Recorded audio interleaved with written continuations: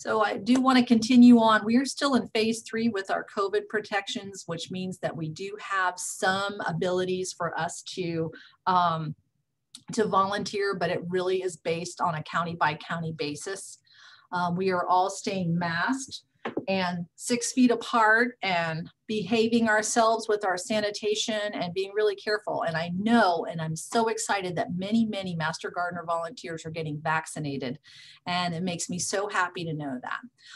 And this is my mask that I wear. I got this from the Polk County Master Gardeners. So thank you, Polk County, for my gorgeous University of Florida mask. I do love it. But we will be continuing to provide you with lots of learning opportunities, virtual opportunities, and stick close to your agents because they have limited volunteer opportunities for you, and I want you to be able to take advantage of those. Okay. And the next webinar series is looking great. Next month is going to be Getting to Green in Your Garden with Lynn Barber. She's going to be talking about sustainability practices in your landscape. Lynn is from Hillsborough County, and I know you'll want to tune in and see her. The rest of the spring, we're going to have Victory Gardening on March 25th. Our new tree specialist, for those of you who love Dr. Ed Gilman, he has retired for quite a while now, and we have a new tree specialist, Dr. Ryan Klein. And this is going to be the first time he addresses the Master Gardeners, and that's going to be on April 22nd. So be sure to make sure that you get there for that. And then we will have Heather Kalaman, who is a graduate student, University of Florida Doctor of Plant Medicine student. Heather is going to talk about bringing pollinators to the yard. Some plants are better at it than others, and her research is looking at what plants are the best for attracting pollinators, for natives versus non-natives. And so she's going to break that down for us. And then in June, Alyssa Vinson from Manatee County is going to be talking to us about mangroves. So that's going to be great. You all got this calendar, and you can read it on your own as well. And if you haven't, please contact me and I'll send you another copy of it. I do want to remind you that we are migrating from our volunteer management system. This is happening in March, and we are moving to a new system called Better Impact. And in fact, the migration is happening right now. I'm working with them, getting all of our information over to them that we can. So we are transferring all of your profile information as well as your historical hours will be moving over to Better Impact. And for more information on this, you can either contact me or contact your county extension agent as the progression goes on. Don't be afraid to change. This is going to be a better system. We will have to learn it, but it's going to be much better from what we have been using. And today I would like to welcome to the Master Gardener Volunteer webinar, David Outerbridge. He is the County Extension Director at the IFAS Lee County Extension Office. He is the Sustainable Food Systems Agent in Lee County. He works with the Master Gardener Volunteers as well. They have a program assistant there, Anna, and he and Anna work with the Master Gardener Volunteers there. He provides strong leadership and sustainable living and community development at Fort Myers and the rest of Lee County. And he's originally from Bermuda, and he's just a real pleasure to work with. And I had seen a presentation that he did on creating food forests, and I was like, wow, the rest of all of the Master Gardeners in the state would love to see this. So David, we welcome you here, and we hope that you have a great presentation, and I know the MGs are really interested in what you have to say. So I'm going to stop sharing and you can start sharing. Thanks, Wendy. Just give me a moment to share my screen. And Okay. I'll have everything ready to go. Uh-oh, where did my presentation go? Give me 1 second. I did have it up earlier.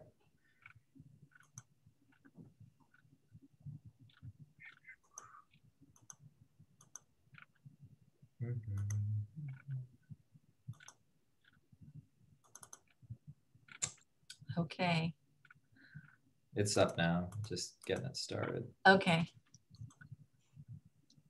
Okay, there we go. Looks good. And we're going to go into presentation mode. Just let me know if it cuts off anything. Does that look good on everybody's screen?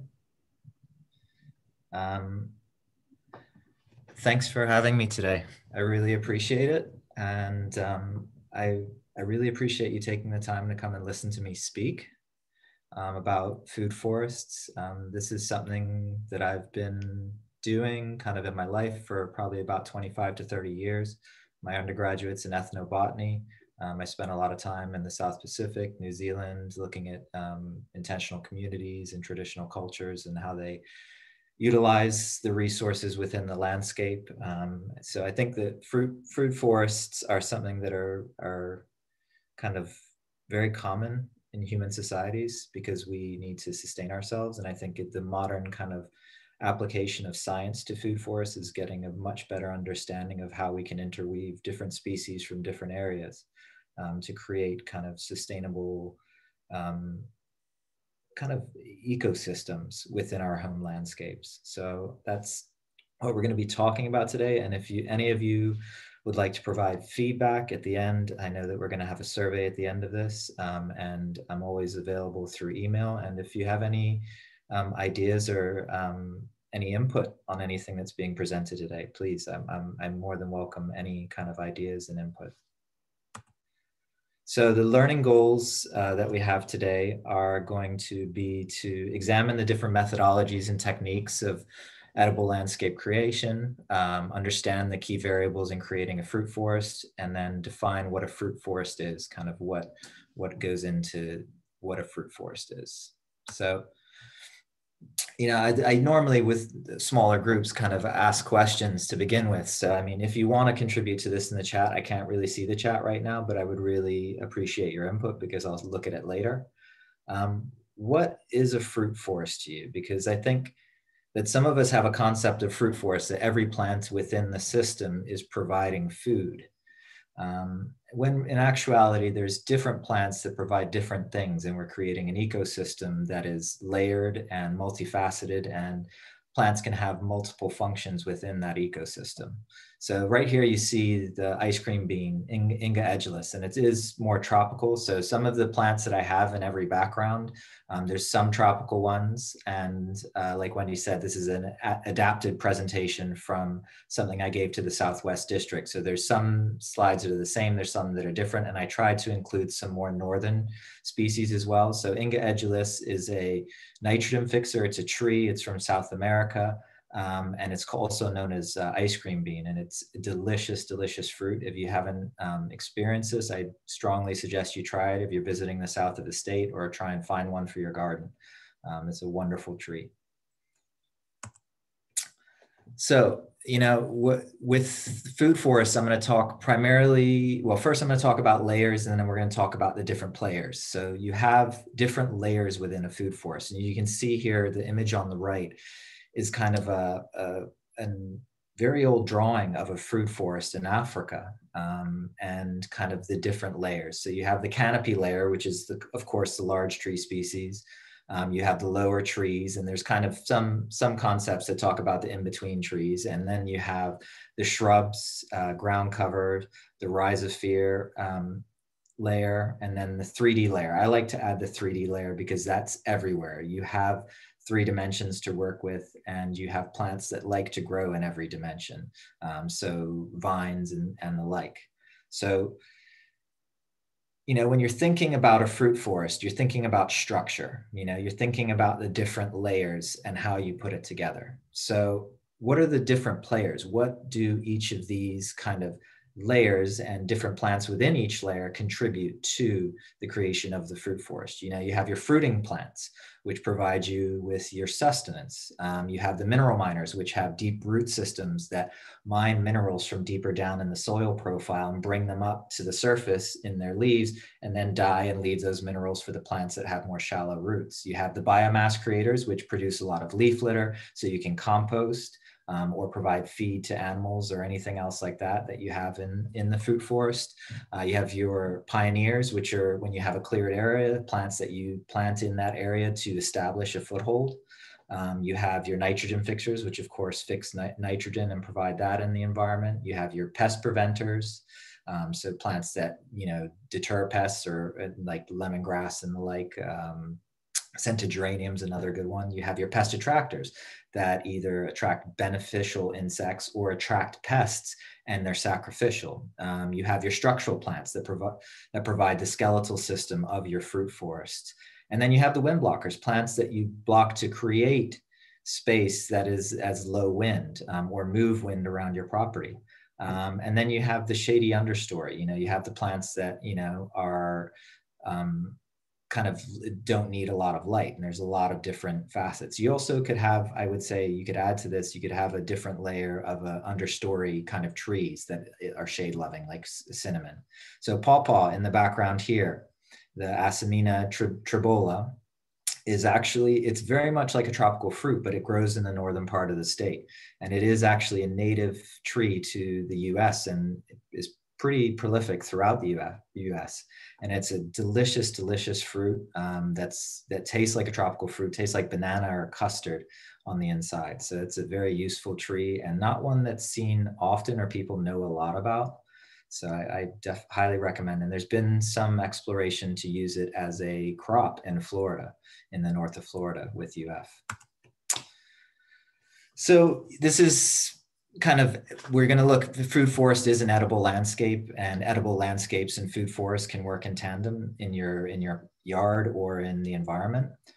So what are the benefits of having an edible landscape? You have your improved taste and nutrition of food, your increased food security because you have food close to your area that you can provide yourself and your neighbors and your friends and family. The reduced food cost, that's fairly negligible, but you definitely reduce the amount of carbon from running to the store. And if you kind of could come up with a few variables, I'm sure that you could definitely determine whether it reduces costs or not. I think that's debatable depending on how much land you have and how much it costs to produce the food, because sometimes seed and other things cost quite a bit. It's very convenient to go outside and pick herbs from your garden for cooking with. You definitely utilize a lot of fresh fruits and vegetables a lot more when you have it that easy on hand. And also you get to get outside in your garden and play, which is probably my favorite thing to do. So yes, in the background of this slide, we have the artichoke, which is one of the most amazing flowers of any vegetable that can be used as a flower, or you can eat the artichoke. So I think that, with edible landscapes and fruit forests, we can definitely pay attention to the aesthetics. And I think the aesthetics are important because they're what draw people in. And that's when we kind of can help educate about what's going on in the landscape. So, when we're looking at it, and what we're going to do is provide a framework of kind of just going through the different considerations of implementing a food forest so that you can do it in your own home or definitely provide the information to other people. And I tried to create tools that would be useful to you and resources that are available to pretty much everybody. So please reach out to me or Wendy after this and you can have them available. I think that the garden planner is available already on the Master Gardener website. So, you have to be considerate of the existing situation. What is going on in the landscape currently? Most importantly, I think, what structure do you have that already exists?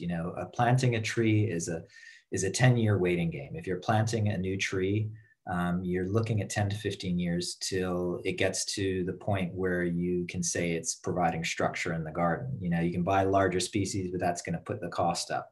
How much time and money do you have to put into implementing or transitioning to a fruit forest? You have to be considerate of what your capabilities are, as well as kind of what you can facilitate long-term.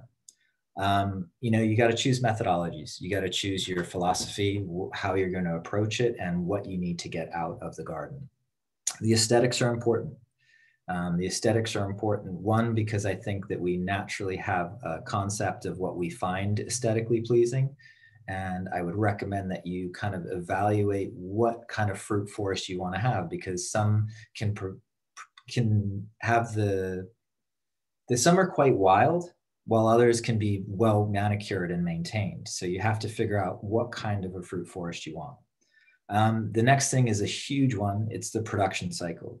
I would strongly recommend that you don't have gluts of production. You are going to have it in large fruit trees in production. You got to figure out what to do with it, giving it to neighbors, drying it, storing it, packing it, making jams, pickles, all kinds of things.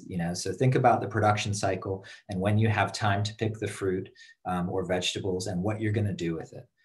as well as having it well spaced throughout the year. So it's providing you with constant kind of, well, just enjoyment, you know, and you're always checking in on it. So how do we create a fruit forest? Consideration one, the existing situation. You know, are you starting with a blank canvas? Are you shifting from more of an ornamental garden or incorporating an ornamental garden and edible together? Or are you incorporating edibles into a landscape?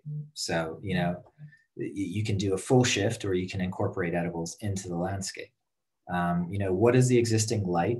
What trees do you have? What's your capability of water? Do you have droughts? Are you going to need more drought resistant? Do you have a good irrigation system? If you do have droughts, what is the soil like? Have you had it tested? Are you going to need to build it up? Is that going to, you know, delegate what kind of plants you choose for the landscape? And then also, this is something that's very important. Are there any microclimates? You know, you can definitely plant species in your garden that will kind of delineate whether you have microclimates. You know, if there's something like chaya is good because it doesn't like cold. So you can put it in different areas of your garden. And when you have a cold snap, you can observe the ones that get burned off. Bananas is another good one. And then look at the pattern languages, you know, really taking a step back, because this is a 15, 20-year endeavor and learning experience of which you're going to make lots and lots of mistakes and learn from all of those mistakes. What are the pattern languages that already exist in your landscape and landscapes in your area? And this is kind of, pattern language is an abstract term, but it's just looking at the systems that exist around everything. You know, you're looking at the languages in the landscape, how things move, how water moves, how bugs move, how pests move, how wildlife moves, how you move in the landscape. And also, you know, the larger schema, the sun and wind and other things like that. So really think about what you see in your landscape and observe it. Take time to observe it.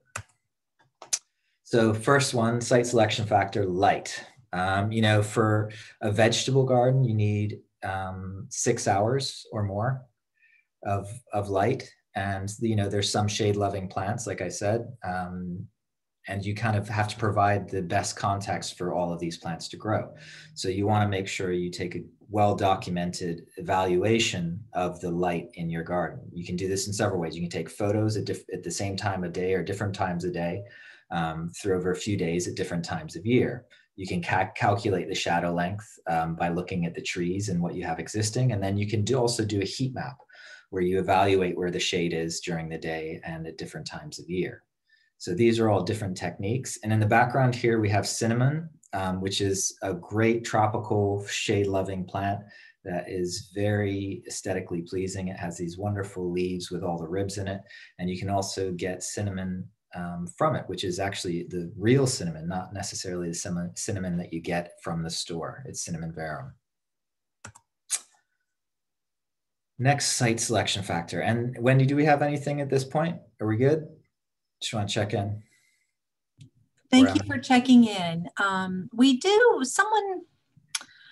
We have a comment. They're not sure if they're hearing you right, if you're saying food forest or fruit forest. So I just want to let you know that.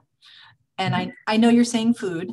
And then the other was, and we can save this to the end. If you want to save it to the end, do so.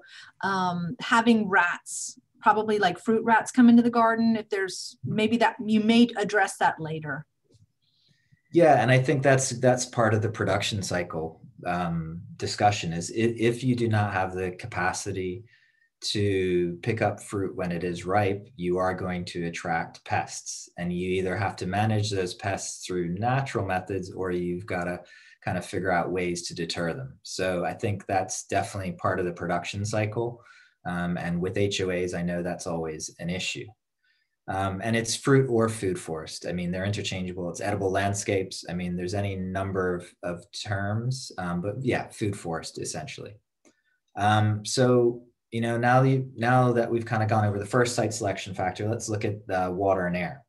You know, you can see this tree in the bottom right. That's a good indication of where the wind's coming from.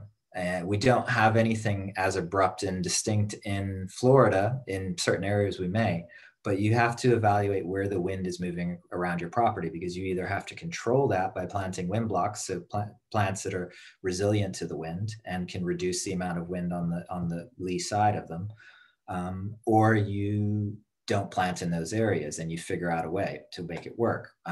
Also kind of evaluate the drainage of your property from your downspouts, from how the land moves, the topography, figure out where the water is going so that you can either redirect that water if you need it, or if you want to get it off your property, you can do that, or you can send it to a storage area, so a pond or something like that. Also, if there are rivers, ditches, and lakes, know where the flood zones are if you exist in a flood zone. This is in the top right corner, a FEMA map of flooding, and then there's a wind model in the bottom right here of kind of wind modeling around buildings. Buildings do create wind tunnels, and especially the way that we build now, it does create wind tunnels in communities. So just be aware of where the wind's coming from and where it's prevalent. And in the background, we have nasturtium, which is a great placeholder for ground cover and the like. It does like a lot of sun, but it is seasonal, annual, and it seeds itself, and it's just a wonderful edible flower and very pretty in the garden. So the next site selection factor, the soil. You got to look at the hydrology of the soil. In the bottom left corner, we have the Web Soil Survey. And in developed areas, this isn't always very accurate, but if you live in more of a rural area, you can get a pretty good idea of what the subsoils are on your property by looking at this. In developed areas, the largest issue is compaction. If you are in a community that has been built in the last 20 years, more than likely you're dealing with compaction and compactions of the soils around your property. So planning for that is huge, and definitely getting everything sampled before you know what you're dealing with to see if there's any occurrence of contaminants or anything else like that you're going to have to manage in what you plant are definitely important also. So you got to look at the nutrient content, you got to look at the pH, and then see how much organic matter is in the soil, because that's another determining factor. The more organic matter, predominantly the healthier the soil. And if you can create a good biome in the soil, that will provide the foundation for absolutely everything in your yard to be successful. Also, be aware of the climatic zones. This is pretty obvious to the master gardeners. You guys know this map very well. And the plant hardiness zones, there is some ebbs and flows in this, and you may have areas that are warmer than are stipulated in this that you could get some tropical fruits. But when's the last time we had a freeze? About 6-7 years ago, and at least from Sarasota, Tampa down, so that you can plant tropicals, but know that they're going to be sacrificial in those zones that are on the periphery. So consideration 2, time and money. How much time do you have to implement? And this is entirely dependent, initially when you're setting up an ecosystem that is a fruit forest or food forest, you are going to take a lot of time and money to implement that, unless you're doing it in stages. You can phase it, but really the structure is the trees. So you want to get the trees in early, and those are going to take a lot of maintenance, regular fertilization, whether by natural means or chemical, and kind of what you want to do, and making sure they're watered, because a stressed out plant early in its life is going to be a stressed out plant for its life. There's certain times when you want to stress plants out so you can get larger fruit production with pruning and things like that, but you do not want to deprive plants of nutrients or water early on, because it will, they're more susceptible to disease and everything else like that. What is the cost of plants? Can you propagate things or barter things? What is the design cost? Are you going to do the design yourself based on your own research, or are you going to hire somebody to do that? And then think about the infrastructure, because this is your one opportunity to redesign the infrastructure for what you want. If you have to dig into the ground and put in pipes or anything else like that down the road, it's going to cost more, and you're going to have more chance of damaging things.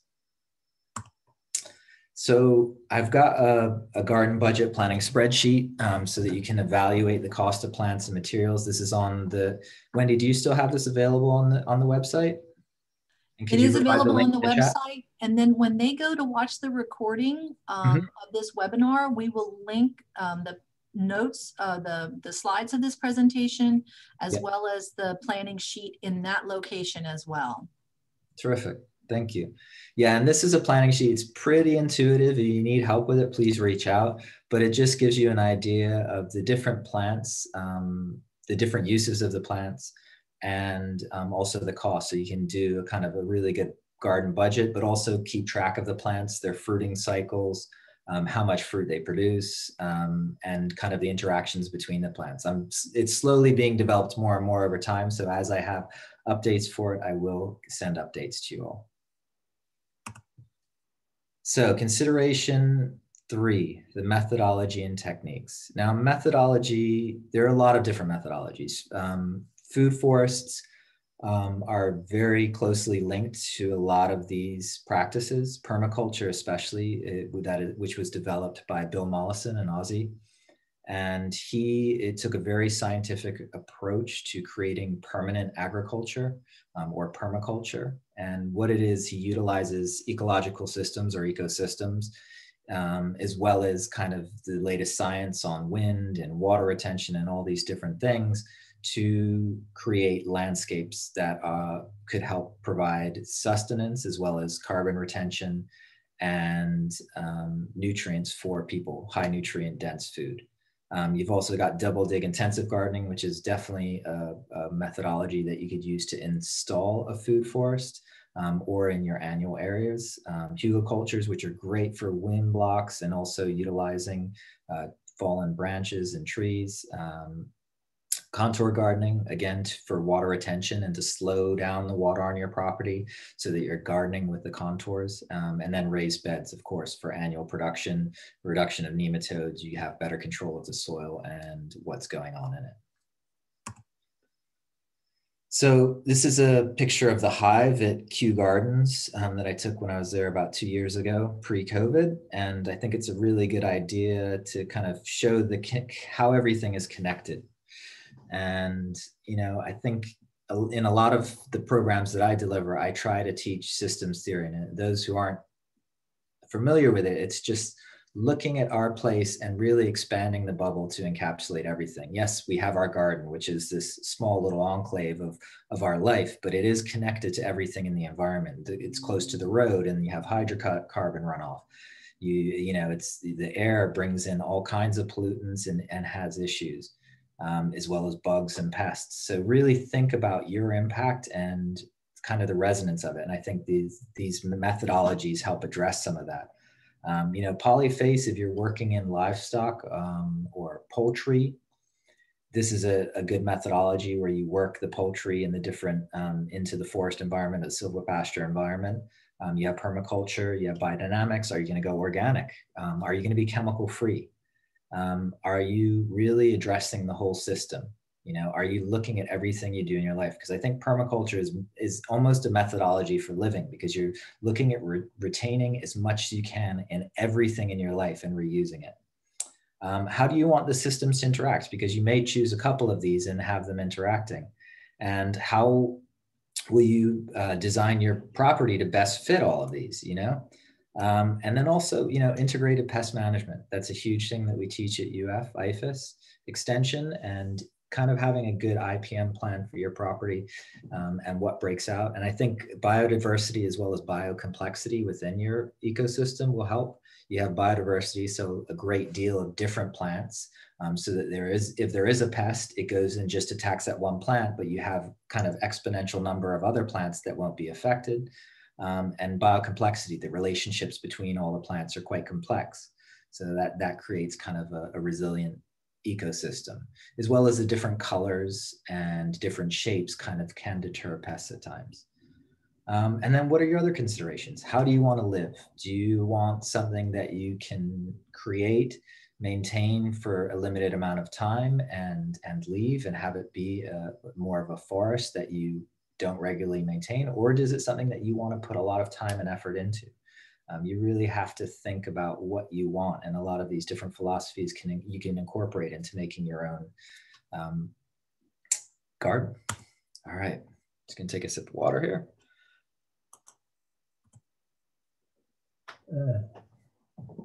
Are there any questions at this point? Because I know I'm yes, we've got a few questions. We have a master gardener that would like you to just real quick define double dig intensive or hugelkultur. Yep, I'm going to be going through those more intently right now. I think the next few slides will cover each of those. Okay, and then what about the swales in food forest? Eva wants to know, do you use swales in your food forest? Swales, yeah, hugelkulturs and swales, that's kind of contour gardening where you're creating, and a swale is essentially a hugelkultur. So what you're doing, or you can just use soil to create a swale. What you're doing is you're looking at the property, you're looking at how water moves through it, and you create the swales to retain the water on your property as long as possible. You're still guiding it off the property so it won't puddle or create, issues. But at the end of that, you may have some water retention, or in the swale, you may have some water retention and some very moist soil-loving plants. So a swale is essentially that. It is a hugelkultur, just a different type of hugelkultur, or it could be multifaceted. Okay, and then thank you. You're doing great, by the way. Then we've got a couple choices and folks asking about plant selection choices. Like one is, what 5 fruit trees would you recommend for a community garden? What 3 or 4 plants would you suggest for a small backyard food forest? Maybe you get to those in the end. I think you do have some listings, don't you? Yeah, we've got some listings. Of course, it's going to be determined on where you are located. And also kind of how you want the system. I mean, we could definitely provide you with good lists of fruit trees. It depends on the capability of maintenance as well. Citrus are very, very high maintenance. Something like a mango they like bad soil. So, I mean, if you have bad soil, throw a mango in, it provides good structure and you can grow some passion fruit up it and it's resilient, doesn't have a lot of diseases. So it really depends where you are and kind of what you want to deal with. And mangoes everybody loves, except some people are allergic to them. Right. Okay. Keep on rocking and rolling. All right, let's keep this going. Thank you guys. It's kind of weird. I feel like I'm talking to myself, but I know that you're out there somewhere, all 448 of you. So we're going to look at production systems, biointensive or double dig gardens. And there's a diagram in the back of this slide where you can kind of see the way that you do it. And essentially what you're doing is you're loosening the soil down, digging it once and then digging it down again. So you have a nice loose soil about 2-3 feet deep that provides a good kind of loose base that's not compacted for plants to grow well in. And you can do this, and usually they're utilized biointensive as no-till gardens. So you'll do this once and then the garden's established. You don't walk on it. You kind of plant it out and have plants in it, and they usually flourish and do quite well. So it's, you compost for soil fertility, use different planting structures in biodynamics or biointensive. You're not planting in straight lines. You're using more kind of different shapes where you can pack in the plants. You're looking at different companion plants, carbon efficient plants, calorie efficient crops, and open pollinated seeds. So everything is kind of really well utilized so that you get the most nutrient value, the most production out of a small area for a long time. So this is a hugelkultur. And essentially a hugelkultur is a swale. It's not the best diagram because a hugelkultur would be, it's developed, you would have a tree stump or say a fallen tree and you put it in the middle here. And then what you do is you can take some smaller sticks and put those on top. And then on top of that, you put mulch and soil. And as the tree breaks down in the center of this, not only does it provide you with more surface area to grow on, this is the fertilization. This provides really good fertilization, as well as you're creating different areas for different types of plants to grow. The moisture-loving plants down at the bottom, the drier plants at the top, and on either side of the hugelkultur, you have different sun profiles as well. So the plants will taste different. Even if you're planting the same thing on either side, they will have different flavors based on how much sun and they're getting. So that Hugelcultures are really interesting, and you can also just do hugelculture raised beds where you dig down the bed, you put in some stumps, put over the soil, and they have shown to, be equal or produce more vegetables in a raised bed. So it's a good thing to experiment with, and I strongly suggest that you do it, especially if you have a small area or you want to create a wind block, or even close to a road. It's a great way of creating a visual block as well. And sometimes they plant trees along the top of them. It depends how wide they are or thin. So, I mean, there's numerous ways that you can utilize these, and they plant them with the contours of the landscape usually, or create them with the contours of the landscape. So you can have the water running down it and coming off your property. You don't want anything that traps the water on your property, because then you're going to have puddling, and you won't be able to access the food. You're just creating another ditch essentially. So, it's easily harvested, creates more space. You create some microclimates in and around it. And then you can utilize the horticultural waste on your property. And, you can manage the waters on your property. And then natural fertilization, as I said before. So permaculture gardening. This is something that I've seen a lot, applied a lot in Southwest Florida, but also throughout the world, because I think it's a good methodology where you're looking at all aspects. You're looking at society, the global movement, economy, and down here at the bottom is the ecology or environment. So these things, kind of what you're doing is you're implementing a permanent form of agriculture, whether it be annual or perennial, on your landscape, and creating contour gardens. This is kind of a basic permaculture contour garden where you do mounded beds.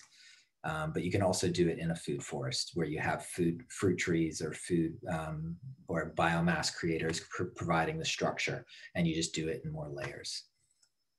The other thing about, if you have a large property, planting rows of trees can actually change the wind dynamics on your property and cause more rain to fall, but it can also cause gustados and things like that to happen. If you have two sets of trees planted over open space, what happens is the wind twirls off of one and creates gustados. But if you have them planted strategically, they won't do that. They will actually help you retain water, as well as the possibility of rainfall.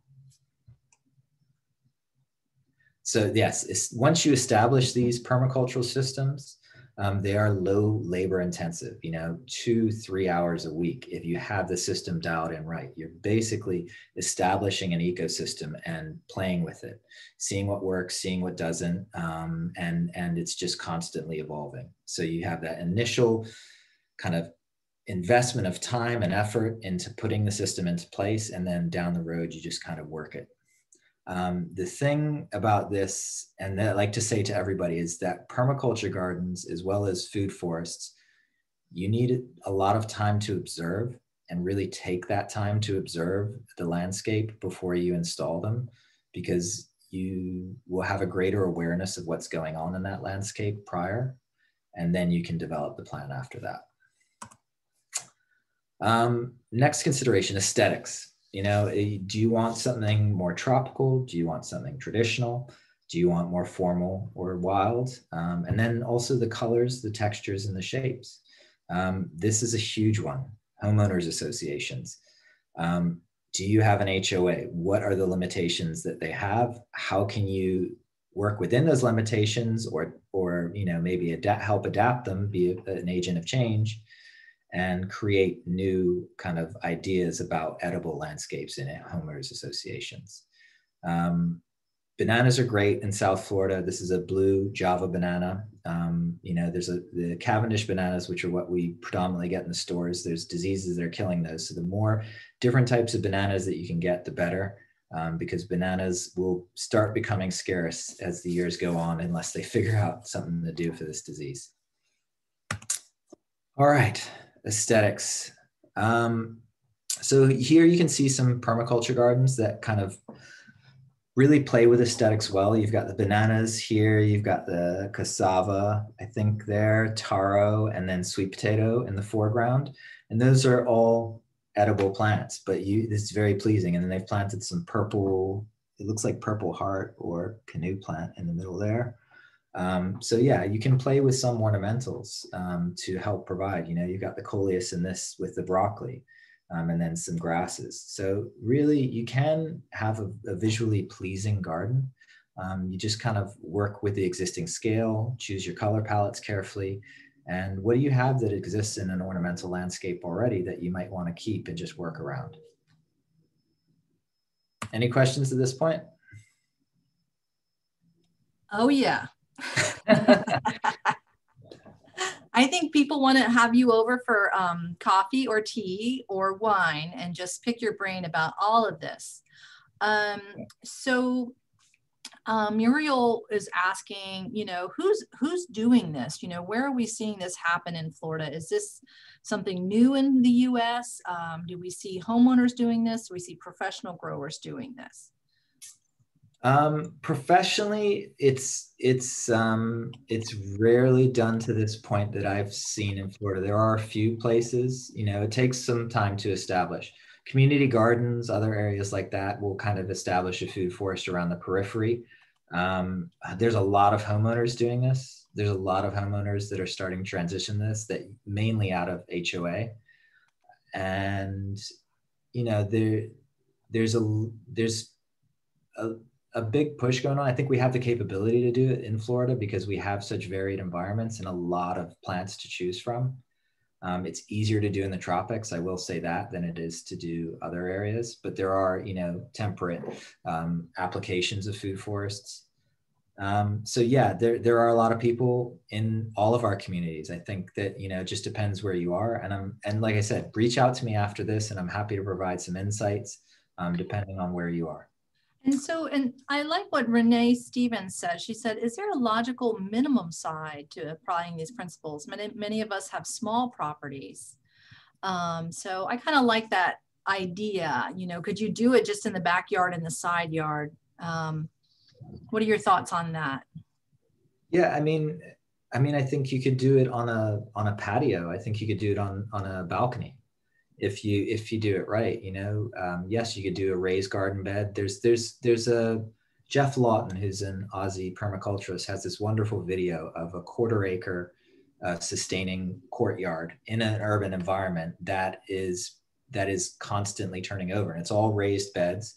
But yeah, there's fruit trees in there. They have a full ecosystem. So I think it's you can, of course, the fruit trees are going to be dwarfed because they're in smaller containers, but you can definitely pay more attention to them and make sure they're getting what they need. Well, good. I'm glad you said that because that does answer somebody else's question. Their soil is so hard. They got 2 inches of topsoil, which means that they live where I grew up, probably in South Florida on the rock down there. And so they wanted to know about containers and you didn't answer that.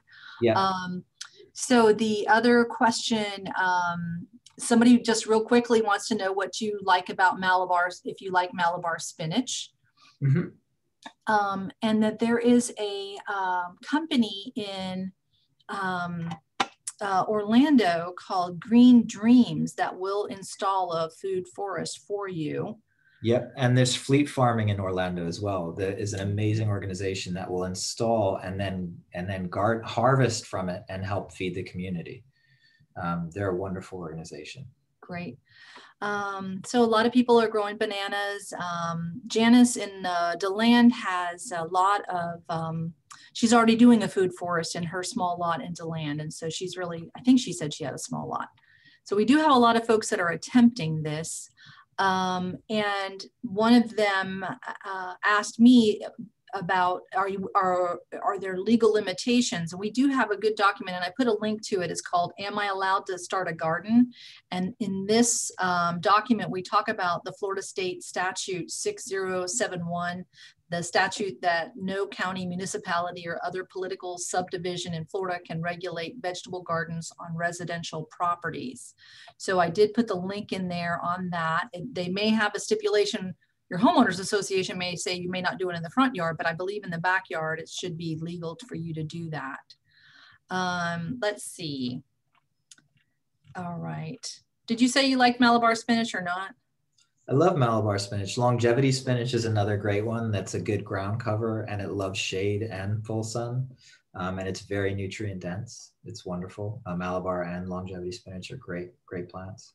And Let's see, I'm getting to another one. Oh, is it Kew Gardens in England or Kew Gardens in New York? It's in the UK, in London. Okay, all right. West Andy says, what were the two businesses in the Orlando area? Green Dreams and Fleet Farming. Yeah. And okay, good. We are having lots of questions. We're doing great. And then towards the end, David, someone is going to be asking a little bit about where you go for videos, who your inspiration and books that you can recommend. But let's hold on until the end for that. Terrific. All right. So yeah, I mean, and you know, a lot of philosophies around food forests, you know, they incorporate kind of using things again, you know, recycling or upcycling products. And here you can see some good ideas of creating design elements, either using the plants or reusing things, or, you know, again, creating more topography so you can fit more surface, more things in. On the left here, you have an herb spiral right here, where you have different herbs planted. Again, the water, you know, you have plants that like drier up here, and as it goes down, you'll have more kind of water tolerant or water loving plants. Here, they've done something really good with this metal pole and created a space for vines to grow up. So that, you know, you have the patio area sitting here, but you also can create more space for things to grow. And that's another way of using palm trees in the environment, of just putting posts up and putting a wire or a couple wires.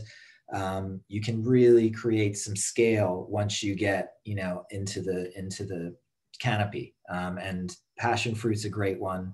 I think somebody was growing chayote. That's another wonderful one, although it can be a little temperamental. You know, there's lots of climbing vines that really are good producers, that you can utilize different topography for, or different kind of scale. Another way is to prune. You know, this is an espalier pear tree. So in the North Florida, you'll be able to plant this. And you can create a wall of espalier. You know, it takes a bit more time, definitely labor intensive, but it looks really good. And it creates a wind barrier, as well as it's easy to pick the fruit and you get a greater fruit production. So, you know, you can really make these food forests aesthetically pleasing, as well as kind of make them really smart and intelligent use of space for small spaces. So production, this is the next one. And this is I think, if you want to sustain yourself or sustain your community or help provide food to other people in the community, this is one that's huge, is that if you have really good soil that you're providing really good nutrients to from the plants that you grow there, you're going to have a higher nutrient dense plant. Now, what you plant on your property, you're going to want to evaluate what you need for your dietary needs. And I have a spreadsheet that I shared with Wendy, that is a USDA kind of evaluative, where they evaluate all the nutrients within common foods that we get at the grocery store, everything from, you know, Pillsbury to all the different fruits to even whale blubber. So you have a spreadsheet where you see all the nutrient values. And if you really want to get into the sticks, you can do a full evaluation of what you think you'll be getting nutrient wise from the crops on your property. You know, what do you want to eat? You know, are you willing to eat longevity spinach and have a little bit in the salad, or cooked up as greens every night? Some of us, yes, some of us, no. You know, moringa, you know, if you have a few moringa trees, you know, you're going to have to powder that, or you have it in the salad again. So what are the other things that you would want in that salad that you can grow? The time of fruiting is a huge one. Documenting the time of fruiting and making sure that you can kind of, if you really like avocados, for example, you have avocados, you could probably have avocados in Florida about 9 months out of the year if you plant it right.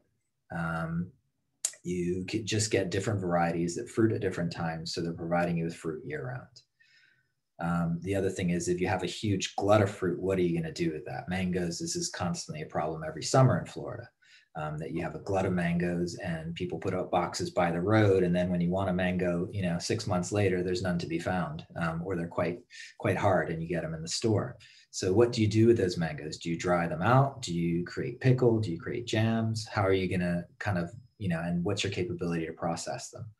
And then record keeping. Keep really good records of what you're growing, how you're growing it, and the interactions, and it can provide you with a lot of insight and knowledge. And one of my favorite books is One Straw Revolution by Matsunobu Fukuoka. He's a Japanese kind of food forest inventor. He developed, I mean, it's fairly common sense. He did this practice called seed balling, where you go, where in his mandarin orchards, he would take clay and some manure and a bunch of different seeds of root vegetables and all kinds of things. And he would broadcast these seed balls. And then under the understory of all of his, it would, reduce the amount of weed plants, but he would also have all of these vegetables growing in his orchard. So, there's different techniques and different ideas. And what I was getting to with Fukuoka is that his book, One Straw Revolution, is about 20 years of making mistakes and learning from those mistakes. So don't be afraid to make mistakes. I think that part of the learning process in gardening is that we learn something new every time we set foot in the garden. So yeah, please don't be afraid. There's no wrong thing. There's just an opportunity to learn. Nutrient values, there's some good resources.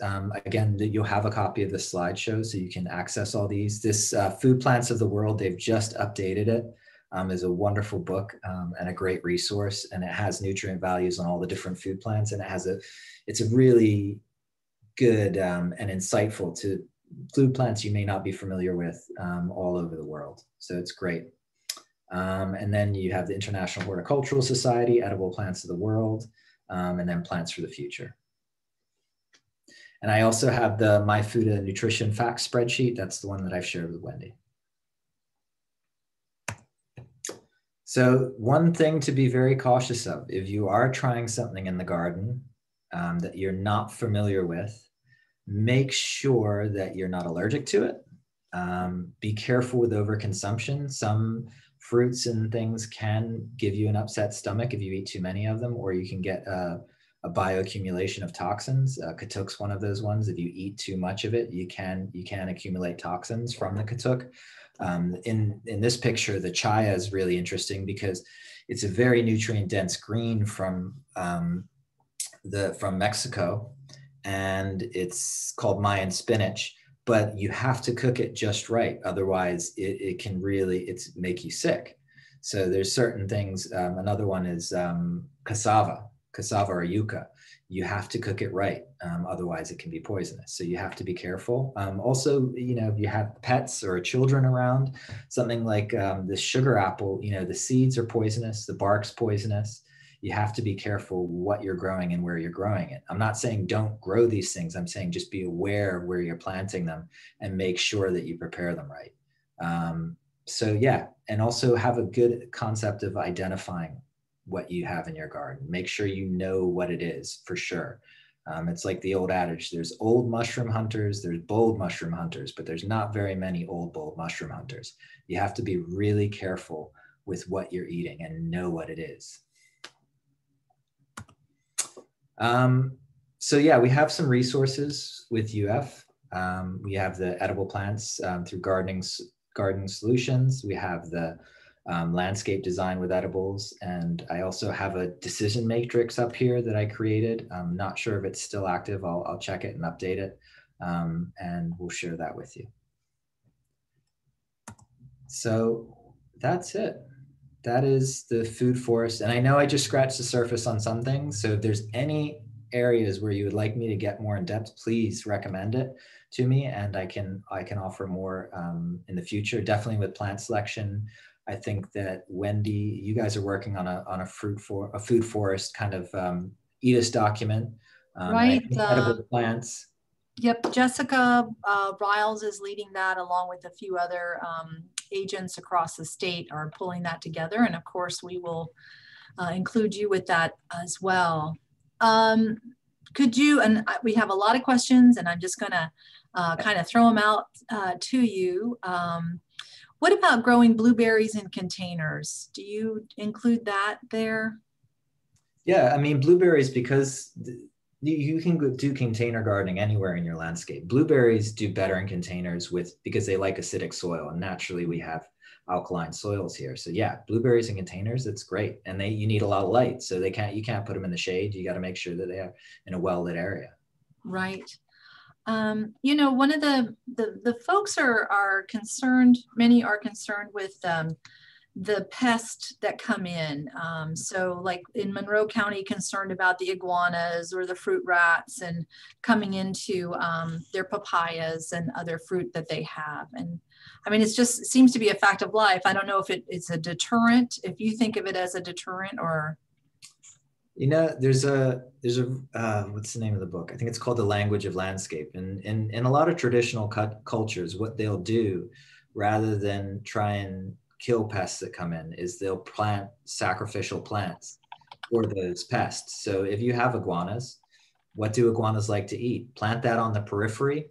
If you're willing to lose it, you may lose some things. You know, you have to work that, you know, as well as all the kind of recommendations that we have for master gardeners about deterring pests. I think that you can adapt and just, that's a known. You know that the pests will come in.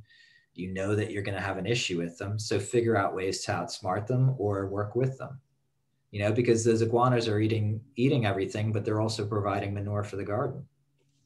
Right. Plant a row for the hungry, I guess. Yeah, exactly. How close to the drain field or septic tank should people be planting? That's a good question. You know, in Bermuda, you would always plant a fruit tree over the septic tank. So I don't have a good answer. I'm not sure what the legal answer is what I should say. I think you do check with your local health department or the people that regulate that, and that's a question for them because I believe it depends on your soil type. Yeah. Extension agent Eva Pabon mentioned that another company in the Orlando area is called Grow Your Soul. So that is a neat one. And Mary Jo used to get fruit rats for dropping loquats and began to leave the dead leaves and ended up with owls living close by to help with the rat problem. So I think that that's interesting. And Donna said that chaya, once it boils, the cyanide boils off. 20 minutes is plenty. I only boil mine for 5 to 10 and she's still alive. So, but we want to make sure that we're following research-based information as far as that goes. And okay, let's see. Could you name some of your books again real clearly and loud, David? Yes, I've got, I've got some references here that are quite good. The Bill Mollison Permaculture Designer's Manual is a huge book that is expensive, but it is in depth. Sorry, that is in depth, incredibly in depth. Really great book. I constantly read it and check back in with it.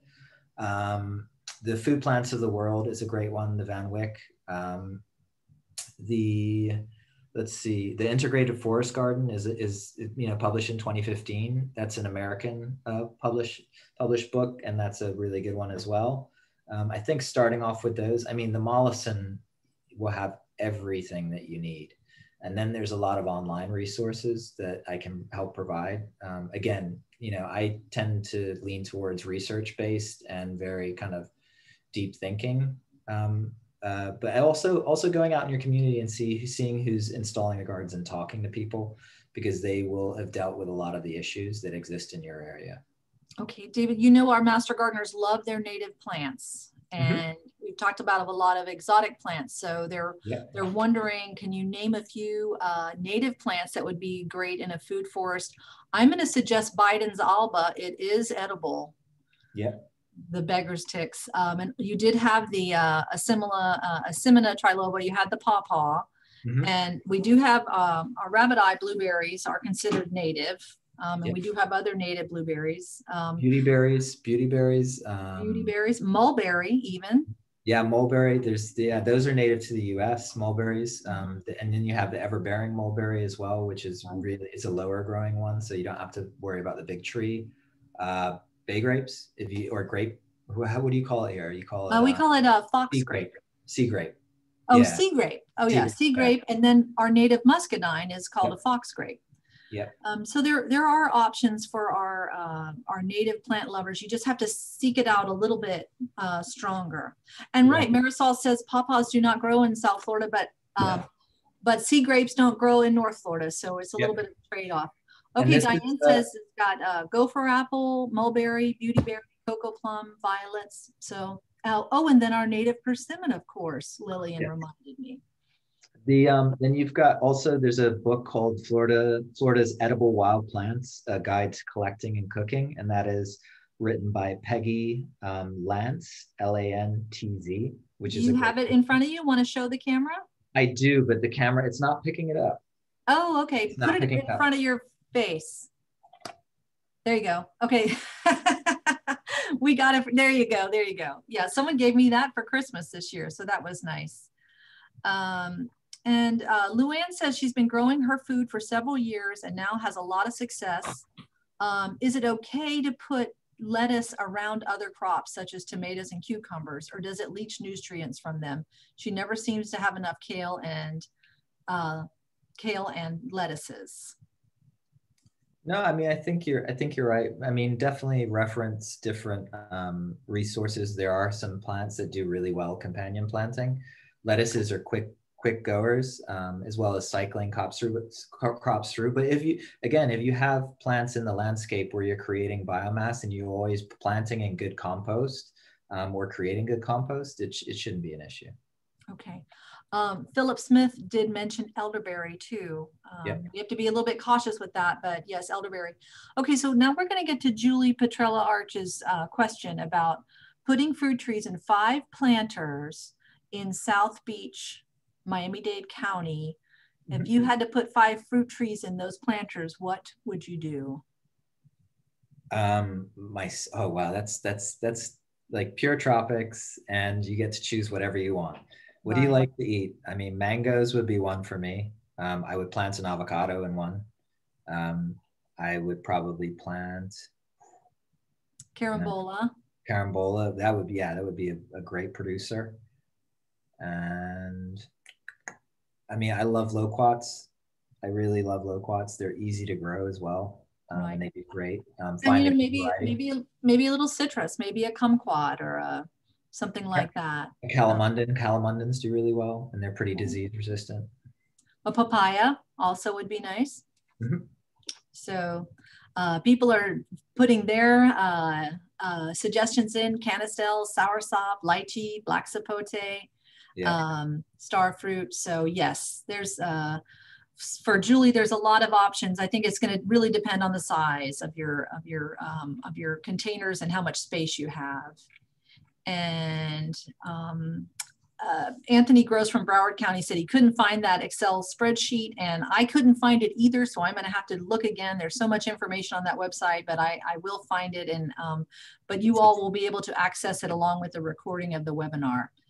And then someone else asked, where do gardeners go to make sure they're not planting invasive species? For example, moringa is on the list, guava is on the list. But if you want to double check that, but you go to the IFAS assessment of non-native plants. And if you don't know where that is, that's a good conversation to have with your extension agent. Another good resource in Fort Myers is Echo. If you're ever driving past Fort Myers and you want to see some really inventive ways of growing food in many different environments, they are a phenomenal place. This is Echo, and how far off of I-75 is it? 2 minutes. 2 minutes off of 75. So for those of you 143 on I-75. Right. If you have an unsuspecting travel partner, you could just whip in there and say, I just need to go check something out. And before you know it, you'll be spending 3 or 4 hours at Echo, which is a fabulous, and they pretty much are a food forest, wouldn't you say, David? They are a food forest. Yeah, they are. They also have some really interesting livestock systems and vermiculture systems. But yeah, they are a nonprofit set up to collect seeds and encourage food production in developing countries. So they've found some really, and they have a great seed stock as well. Seminole pumpkins are there. They have the Everglades tomato, or tomato for everybody on the call. Well, and some of the MGs are putting in there I think it's probably all your Lee County folks are saying Echo is an awesome place to see, but they do have seeds for stuff that we can't usually get from the normal catalog. So Echo is good for that. And I think you can order online also. And then someone in Monroe County wondered where they would even begin to get artichoke plants. And David, would you attempt to grow artichoke in the Keys? No. Okay. No, I mean, unless it was a cold winter. Yeah. Yeah, artichokes kind of like it a bit cooler. Right. We want you to try things, but I also don't want you to waste money. I don't want you to waste money. So Maria asked, she might have not heard the first time, where is Echo located? Echo is located in Lee County, in the Fort Myers area, and it's very close to I-75 there. So Exit 143. Exit 143, perfect. Yeah. It's to the east of 75. Yeah. Right. And I'm going to end with this question from Julie Roberts. She said she hasn't been to Kew since the 90s. What was it there about the hive that captivated you?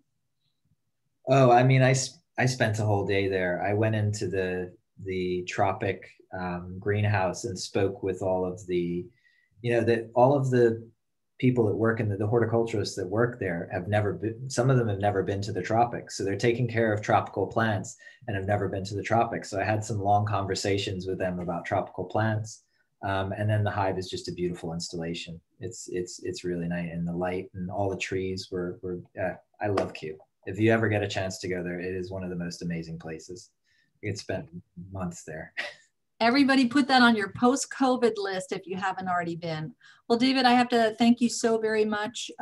Everyone, he just went ahead and put his email address up.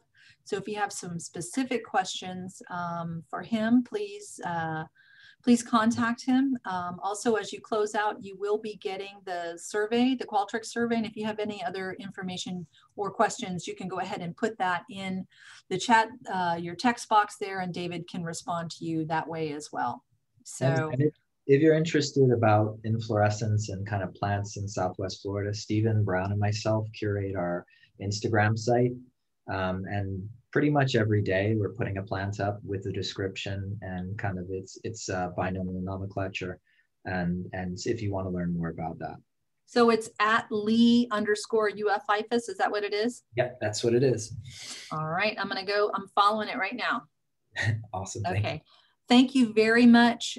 We really appreciate it. And we will have the presentation up for you all probably by mid next week when you want to see it again. All right. Thank you, David. We really appreciate it. Thank you, guys. It's been wonderful.